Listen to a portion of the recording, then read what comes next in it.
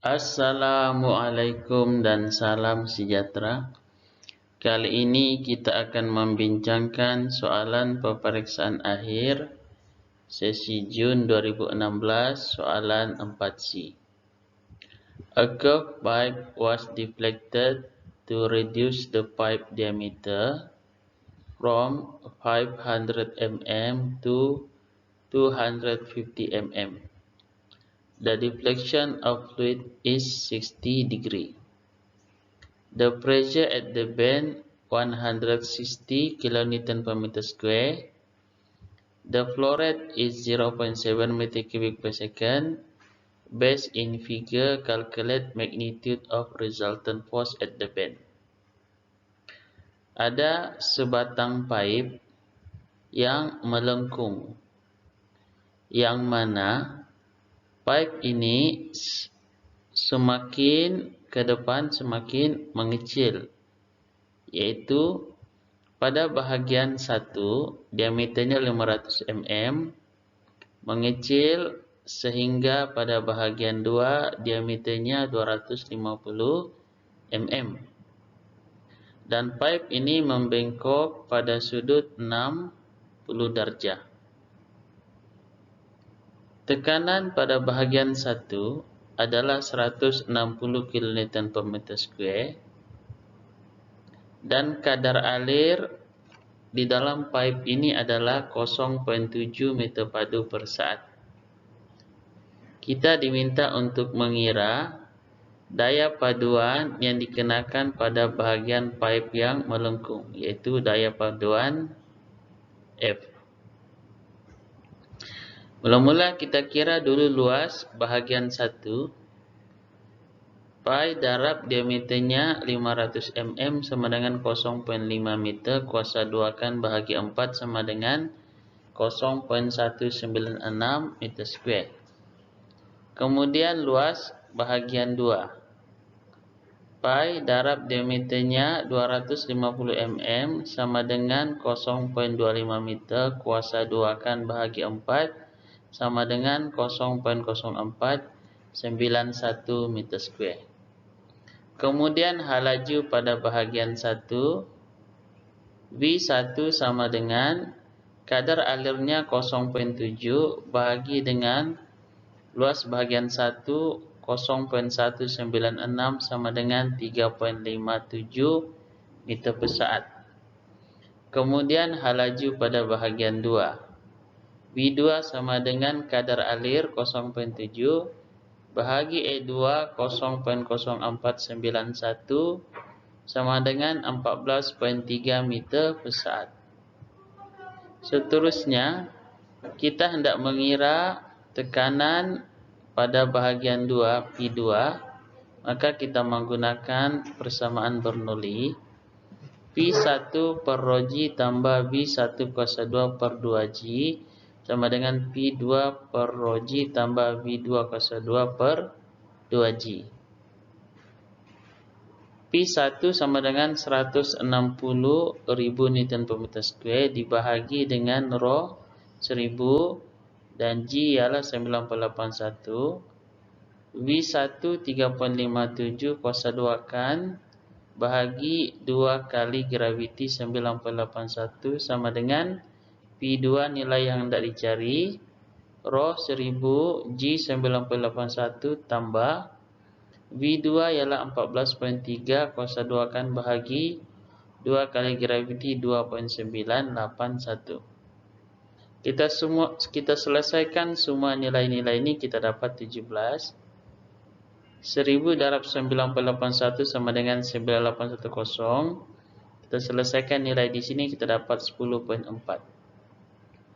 Maka P2 ataupun tekanan pada bahagian 2 di sini sama dengan 17 tolak 10.4 kemudian didarab dengan 9810, kita dapat 64746 Newton per meter square.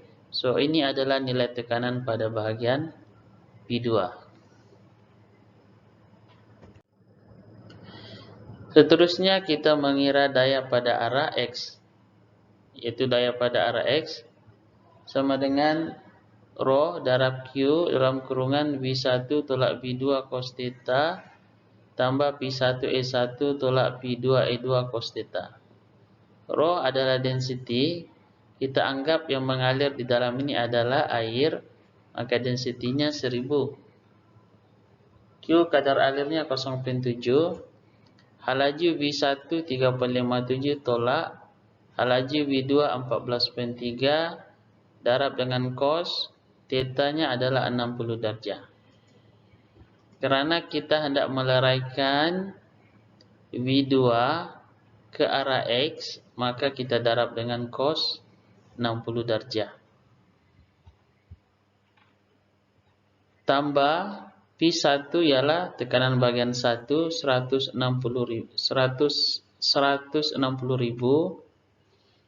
E1 luas bahagian 1 0,196 tolak P2 E2 P2 64746 darab E2 0,0491 darab dengan cos theta-nya 60 darjah sama dengan 27264 Newton. Maka nilai Fx daya pada arah X adalah 27264 Newton dan arahnya ke arah positif X. Seterusnya daya pada arah Y. Daya pada arah Y sama dengan rho Q kurungan V1 tolak V2 sin theta tambah P1 E1 tolak P2 E2 sin theta. Rho density 1000, Q kadar alir 0,7, V1 sama dengan 0. Oleh kerana pada V1 jika kita leraikan halajunya ke arah Y, maka nilainya adalah 0 kerana V1 berada tepat-tepat pada arah X. Tolak 14,3 V2 darab sin 60 darjah. V2 ialah arahnya ke sini. Jika kita hendak meleraikan arahnya ke arah Y, maka kita darab dengan sin 60 darjah. P1 E1 nilainya adalah 0 kerana P1 E1 arahnya tepat-tepat pada arah X. Jika kita leraikan ke arah Y, maka nilainya adalah 0. Tolak P2 64746 darab E2 0,0491 darab sin 60 darjah. P2 E2 arahnya pada arah di sini. Jika kita hendak leraikan dia ke arah Y, maka kita darab dengan sin 60 darjah. Maka kita dapat nilai daya Fy sama dengan negatif 11422 Newton, yaitu arahnya ke bawah. Kerana nilai negatif Fy adalah arahnya ke bawah. Maka resultant force ataupun daya paduan F sama dengan punca kuasa Fx kuasa 2 tambah Fy kuasa 2 sama dengan punca kuasa 27264 kuasa 2 tambah 11422 kuasa 2.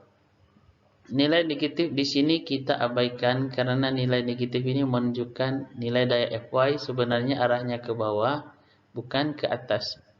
Bila kita masukkan ke dalam persamaan ini, kita cuma mengambil nilainya saja dan kita abaikan nilai negatif. Maka kita dapati nilai daya F, resultant force, yaitu arahnya ke sini, sama dengan 29560 Newton. Sekian, terima kasih.